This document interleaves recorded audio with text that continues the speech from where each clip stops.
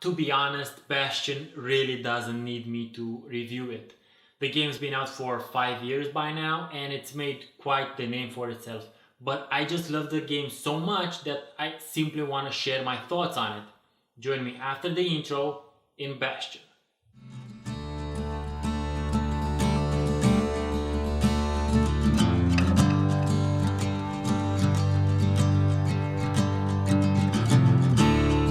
You know how normally in video games the player is usually tasked with saving the world from utter annihilation? Well, Supergiant games do things a bit differently and instead start us off right after that crucial moment in time. The player being tasked with saving what is left of his world after a cataclysmic event.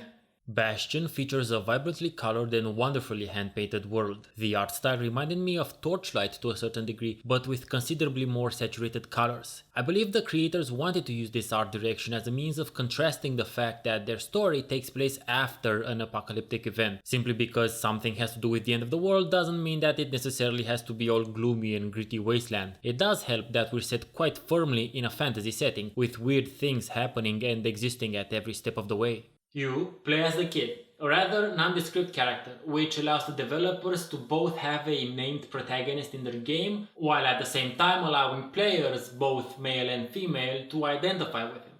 As the kid, you'll have to smash, slice and shoot your way through several interesting and diverse looking levels, dealing with a plethora of different enemies. Each enemy is more susceptible to certain types of weapon damage, and likewise, the kid is capable of wielding various weapons and skills for them. Your overall goal is to rebuild the game's namesake, the Bastion, this being the last part that survived from the once great city of Zealandia.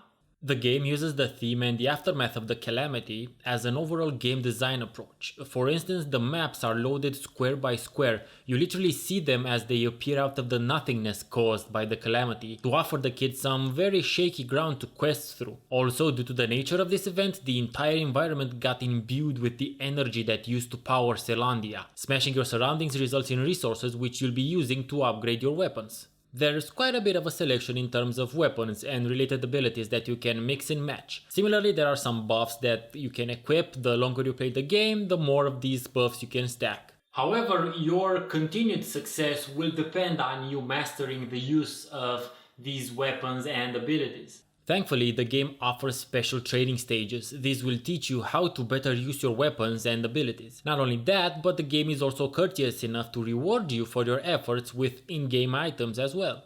In all honesty though, I haven't really described anything out of the ordinary. We've seen this action RPG-like approach before Bastion, but what it does differently is how it chooses to tell its story and how it manages to create an engrossing atmosphere. And atmosphere is what makes Bastion the great experience that it is. A great voice narrates your actions as you journey through the game. And I don't mean there is a voiceover narrating the character dialogue or providing info dumps. I mean, it does that, sure, but does it wonderfully. And the narrator's voice is actually that of a character within the game world, telling the story of the kid and the rebuilding of the Bastion. When you're playing, you're glad it's there, sometimes explaining what's going on and why, and usually describing things that just happened, regardless of how random they might seem. The narrator's voice brings an extra layer of immersion into the game, while at the same time being somehow removed from it. It offers a type of external interaction that you, as a player, can only observe and not actively take part in. Music and sound are a large part of a game's atmosphere, and for a game that is made mostly of atmosphere, these parts are some major players. And in the case of Bastion's soundtrack, it does not disappoint, not one bit. Each zone of the game world features its own particular type of theme, with the music changing to fit the events on the screen. For instance, when it comes to a boss fight. One characteristic that comes out of the soundtrack is that it cannot really be classified as any one genre. It obviously takes inspiration from a bunch of places, ranging from oriental sounds to those more commonly associated with the Old West, blends them together into a raw and visceral sound that is meant to go hand in hand with the story and the game world. Where the already good soundtrack excels is with the songs that feature lyrics, with two of them catching my attention in particular. One is sung by a female voice, Build That Wall, Zia's theme. The other by a male voice, Mother I'm Here, Zulf's theme. Two very different songs, both in nature as well as in message, until you listen to the soundtrack a couple of times and realize that they are actually two parts of the same song that is present later on in the soundtrack, Setting Sail, Coming Home, the final theme. Listening to these songs now still elicits an emotional response from me, and the interesting thing is that it's not linked with events in the game.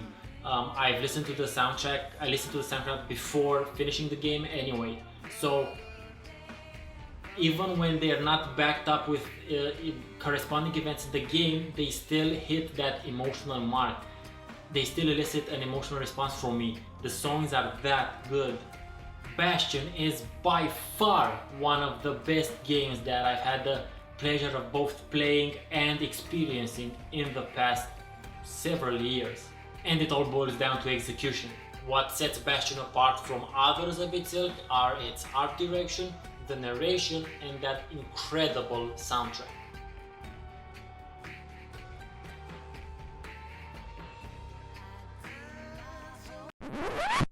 You know what? Scrap that. Bastion isn't just proper execution of those characteristics, it's an elevation of them.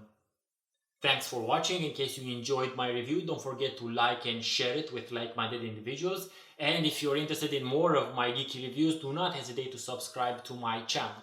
Until next time, I'm Stefan Remia, and I'll see you soon.